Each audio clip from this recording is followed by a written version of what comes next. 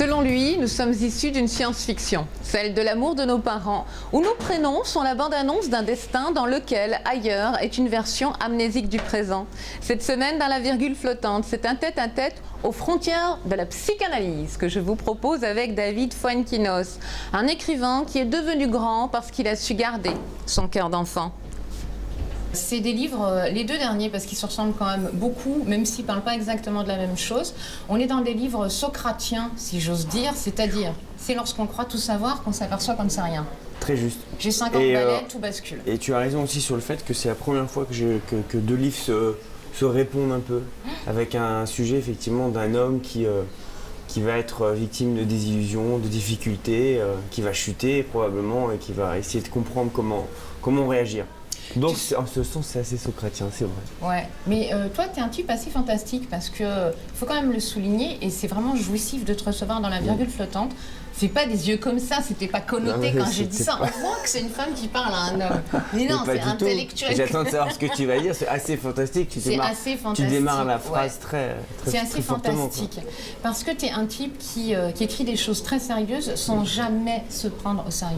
Il suffit de te voir en conf et il suffit de te voir en interview pour voir que tu n'es pas un type qui a un melon comme ça. Et moi j'ai vraiment envie de parler de gens comme toi et j'ai vraiment envie de parler de littérature comme la tienne.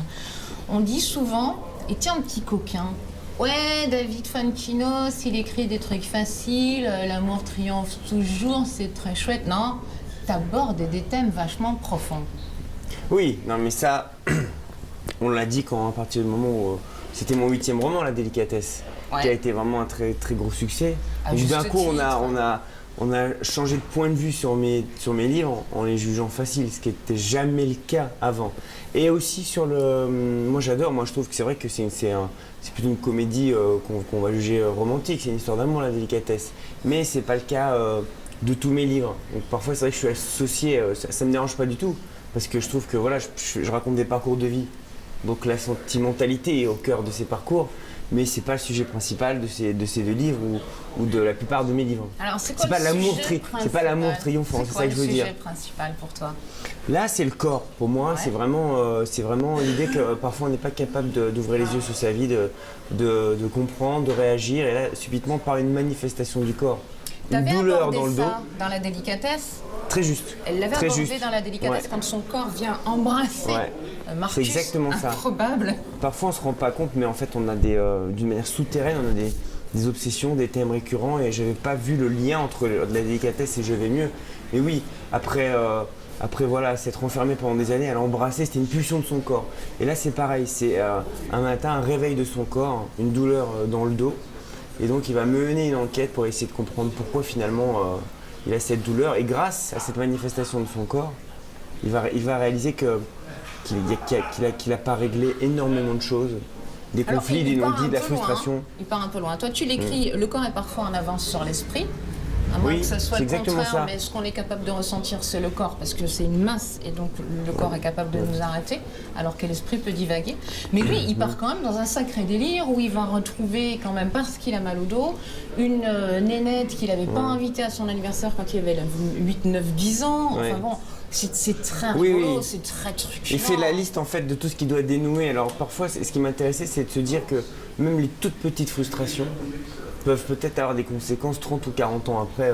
Voilà, peut-être que il n'a pas été invité par une fille quand il avait 8 ans pour un anniversaire, et il se dit c'est à cause d'elle si j'ai mal au dos 35 ans après. Sophie Castelot. Ouais, c'est voilà.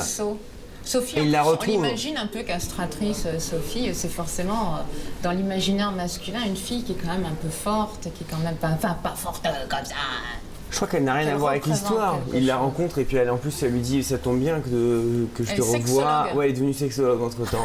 Mais ça tombe bien que je te revoie parce que samedi soir je fête mon anniversaire. Donc voilà, ça c'est un point anecdotique du livre. Mais c'est l'idée qu'il va chercher vraiment partout et de toutes les manières comment vraiment se guérir de ce mal de dos. Sophie, c'est pas anecdotique parce que ça me permet de transiter vite directement sur la tête de l'emploi, parce que dans la tête de l'emploi, tu nous dis certains prénoms sont comme la bande-annonce du destin de ceux qui les portent. Question brûlante, parce que moi, tu vois, je m'appelle Stéphanie. Et quand tu t'appelles Stéphanie, tu te dis, mes parents, en fait, ils m'ont déclaré la guerre le jour où ils m'ont appelée Stéphanie. Parce que dans ma classe, il y avait systématiquement 3, 4, Stéphanie. Dans ta classe, il y avait combien de David à la il fallait se sortir du groupe de Stéphanie. À quel point tu as pu être commun en t'appelant David. Oui, mais c'est en s'appelant Stéphanie que tu crées ton énergie et toi, avec si ton originale, David. quoi. Non, tu me l'as Non, c'est comme les Chinois, j'étais en Chine, ils te bousculent tout le temps. On me dit, mais pourquoi ils sont 1 milliard, donc il faut absolument qu'ils existent. Combien de David dans ta classe en 6e, David Fantin? Mais aucun, je crois. Enfin, je n'ai pas de souvenir, mais je n'en ai pas connu tant que ça. Alors, c'est pas la même énergie. Oui, il s'appelle Bernard, mais c'est vrai que... C'est une bande-annonce comique, tu nous dis? Non, mais moi je crois... Tu te mets à dos les nanars. Hein? Ah, pas du tout. Non, je me moque de Bernard, mais c'est comme dans la délicatesse, je me moquais des Suédois, j'adore les clichés, j'adore m'amuser avec ce que les pays ou les prénoms peuvent véhiculer. C'est toi qui l'as choisi, l'acteur? J'espère que je me mets pas à dos les Bernard. Hein. Pour moi, c'est un livre très Bernard, au contraire. C'est un livre qui est très Bernard. Tu sais, j'ai choisi l'acteur de... La délicatesse. Ah oui, j'ai espéré qu'on puisse le trouver. Parce qu'on avait Audrey Tautou et pendant quelques semaines, avec mon frère, on se demandait mais qui va jouer avec elle. Et c'est vrai que ça a été une chance inouïe d'avoir François Damiens. À part peut-être pour l'accent belge, parfois. Parce que pour jouer un Suédois, c'était un peu limite. Mais... Oui, mais tu sais, il a quelque chose et que tu rappelles souvent dans tes livres. Partager le silence peut marquer le début d'une véritable affinité. Tu parles souvent de silence. Tu dis, on voudrait tant être compris sans avoir à utiliser le moindre mot. Et lui, il incarne un peu... C'est bizarre pour un écrivain. C'est normal, t'es tout en paradoxe. Ouais. Non, mais c'est vrai, mais parfois on est tellement épuisé à essayer de se comprendre, à essayer de se séduire, à essayer d'exister que je sais pas, c'est un repos. Le repos de la parole me paraît être assez excitant. On peut marquer un silence. Hein? Oui, non, là je crois pas que ça soit très palpitant, quoi. On peut aussi arrêter cette interview. C'est pas palpitant du tout. Tu nous dis aussi, ailleurs, c'est juste la version amnésique de notre présent. Ça, tu le dis dans La tête de l'emploi. Oui. C'est super vrai, parce que Bernard, quand même, restiblons sur Bernard, parce que c'est lui le sujet de l'interview. Il a 50 ans, il est banquier, tout s'écroule autour de lui, mais alors s'écroule d'une façon épouvantable, c'est-à-dire petit à petit, quoi. C'est pas le gros drame, tout se disloque tout doucement. Oui, mais c'est un roman qui il se retrouve chez son papa et sa maman. Oui, mais c'est vrai que c'est un roman qui est peut-être plus en phase avec la réalité. Hein. On voit parfois, moi c'est vrai que c'est un livre qui a été inspiré par un fait divers que j'ai vu, enfin un reportage télévisé, un homme de 50 ans qui retournait vivre chez ses parents. Ouais. Et on voit que c'est vraiment un effet domino dans ces cas-là. C'est-à-dire que des soucis de pression dans la vie professionnelle fait qu'on devient maladroit dans sa vie de couple, on écarte peut-être les relations qu'on peut avoir avec ses enfants, et finalement tout s'effondre progressivement, tout s'enchaîne. Et lui, à 50 ans, en termes de réussite sociale, on a vu mieux puisqu'il va se retourner à devoir aller vivre chez ses parents. Ouais. Ses parents. Mais il rebondit. Mais moi, j'ai voulu le traiter vraiment. Pour moi, c'est vraiment. J'aurais pu exactement traiter toute cette histoire et ce livre d'une manière extrêmement, je ne veux pas dire dramatique, mais en tout cas clinique, sociale, difficile. J'ai voulu vraiment le traiter. C'est très actif ici au Mercure. J'ai voulu le traiter. Il y a beaucoup d'anglais. Hein. Il y a beaucoup d'anglais. Écoute, je sais pas ce qui se passe au Mercure. J'ai voulu le traiter avec. C'est pas tant au Mercure que ça se passe, c'est qu'il y a l'USAP, on a un grand. C'est quoi l'USAP? L'USAP, c'est une grosse équipe de rugby, qui a été plus importante, qui joue dans le top 14. Et il y a une rencontre très importante demain, donc on accueille beaucoup d'anglais. Je suis toujours dans les hôtels avec des sportifs, quoi. C'est très compliqué en termes d'ascenseur, quoi. Et donc, non mais, je vais rebondir. Oui, Bernard. Dans l'un comme dans l'autre. Oui. Ils ont des situations bien posées, tout va bien. Il y a toujours un enfant qui vit à l'étranger. On rebondira ou pas, c'est pas le propos. Il y a une femme à un moment donné, donc la situation professionnelle se dégrade.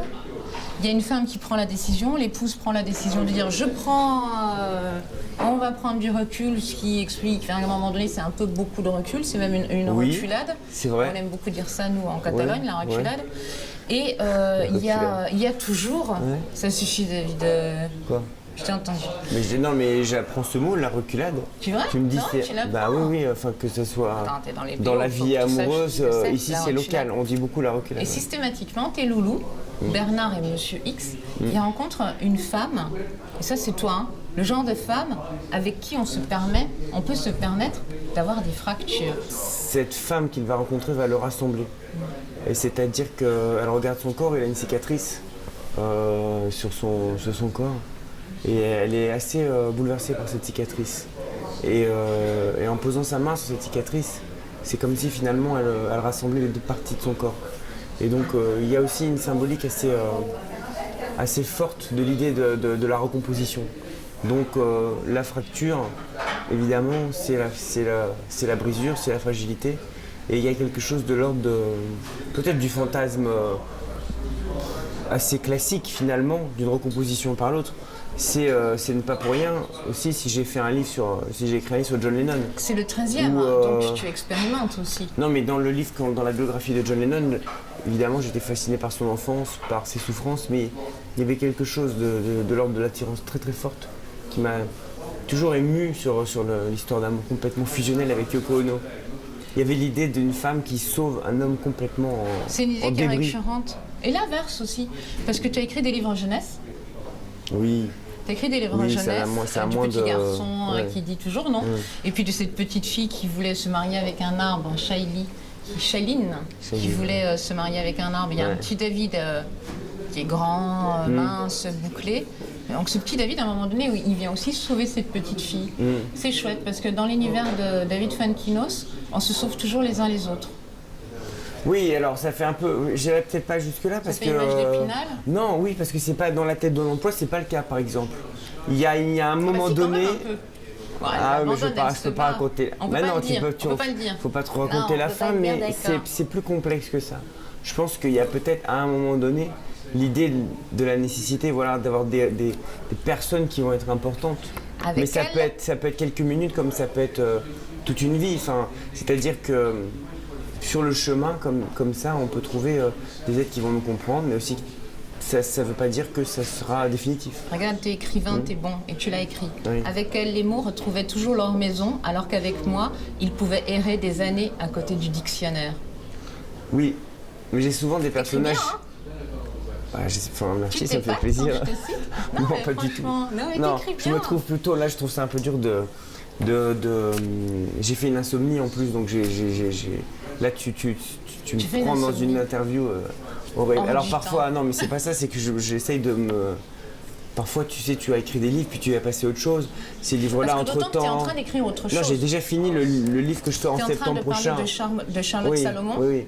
Donc parfois, je suis déjà complètement en décalage. Alors. Oui, mais c'est bien, tu es dans la virgule flottante, donc on peut se permettre ce genre de choses. Ça me va très bien comme titre, la virgule flottante. Tu es dans la digression, on décale les virgules. Tu es en train de faire un livre sur Charlotte Salomon. Pour le coup, ça n'a plus rien à voir. C'est un sujet qui te tient particulièrement à cœur. Et pour cause. C'est une minette qui est morte à 26 ans, enceinte. Oui. On va pas faire du dramatique. Mais non, mais c'est pas, honnêtement, c'est pas ça qui me... Qui a une œuvre formidable. Oui, voilà, alors très honnêtement... Qui a peint sa vie. Oui, elle exactement. A peint sa vie. Oui, d'ailleurs, les gens qui regardent ton émission devraient regarder Charlotte Salomon. Oui, alors ça me tient particulièrement à cœur parce que j'ai travaillé 8 ans sur ce livre. J'ai mené énormément de recherches, je suis allé sur tous les lieux de sa vie et il y a très peu de choses sur elle. Et surtout, j'avais beaucoup de mal, je ne savais pas comment écrire le livre. Donc j'ai mis beaucoup de temps finalement à trouver la forme et la façon d'aborder.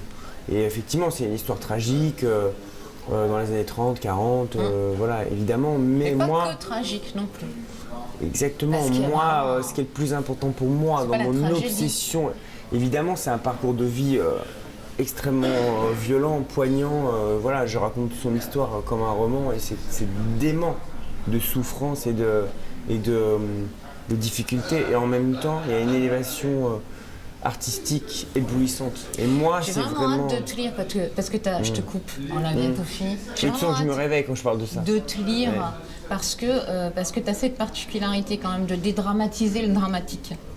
Oui. Vraiment, il faut que tu l'acceptes. Après, tu es d'accord, tu n'es pas d'accord, c'est une critique. Tu dédramatises le dramatique et j'ai vraiment hâte de lire Charlotte Salomon. J'ai adoré lire Je vais mieux, j'ai adoré lire La tête de l'emploi. Je t'ai posé plein de questions. Il y en a une que j'ai oublié de te poser, c'était justement celle à laquelle tu voulais répondre. Laquelle ? C'est laquelle ? Ah d'accord, ok. Tu voulais répondre à quelle question, David, est-ce que je vais aller me recoucher maintenant ? Tu vas aller te recoucher ? Là, je vais travailler un peu, là, je suis en train d'écrire le... J'adore écrire quand je suis comme ça en déplacement. Donc, non, c'est pas du tout une question d'ailleurs. Ouais. Mais je vais. On fait ce que tu veux. Non, mais c'est vrai que la question que tu m'as posée juste avant, c'est-à-dire sur mon prochain livre sur Charles Salomon, c'est vrai que c'est assez important pour moi d'en parler. Donc, c'était vraiment. C'est la question que j'espérais, mais vraiment ardemment. C'est vrai, j'ai trop la classe.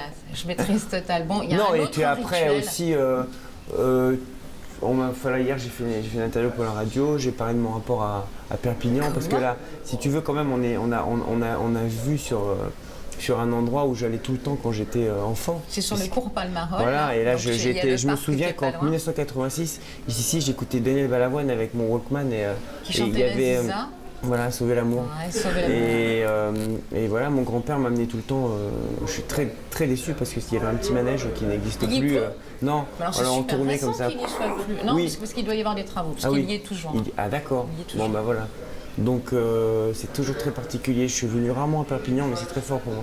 Bon, il y a un autre rituel, il est horrible, Ah bon tu vas détester, c'est qu'à la fin de l'émission, on est obligé de se faire un bisou. Tant qu'on ne s'est pas embrassé, il coupe Ok, pas bon, les bah, mecs, donc on embrassons-nous, s'embrasse. Merci Bon, merci David, Tiffany, toutes hein. mes excuses, La célibatante. pour tout le mal que je t'ai fait.